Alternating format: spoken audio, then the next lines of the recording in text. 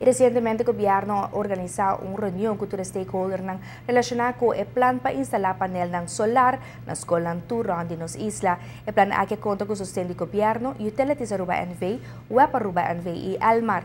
A diretiva da escola estava presente em reunião especial aqui, da qual explica de ideia e gasto na envolver, e reto técnico que o mestre surpassa e com o desenvolvimento aqui, lo por ayuda a escola no futuro. Separar de baja gasto na corriente, te sirve como conscientização riba com importante para usar energia verde.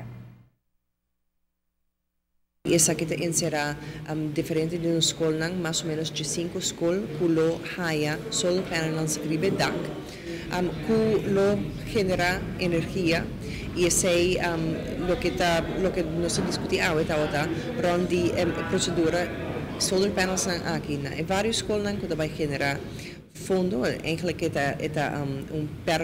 percentage de total que vai generar, e essa aqui é a ideia para pôr essa aqui dentro uma parte do fundo que lo por usar for de pot aqui na escola que quer fazer uso de fundo para seja inversão de diferente material e porta projeto que a escola está trabalhando riba sustentabilidade ou outra coisa também, pero seguro que tem uma entrada adicional relacionada com a habilidade de vai over na energia sustentável. E essa é a ideia mais ou menos.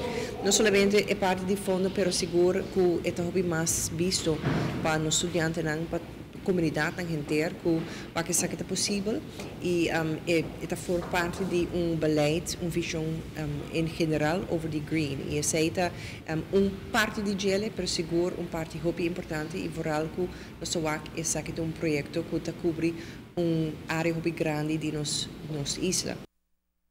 A intenção para começar com o projeto aqui pronto. É candidato de ventana para a escola, não está hopi, pero lo requer sustento adicional de NV Almar dentro do processo.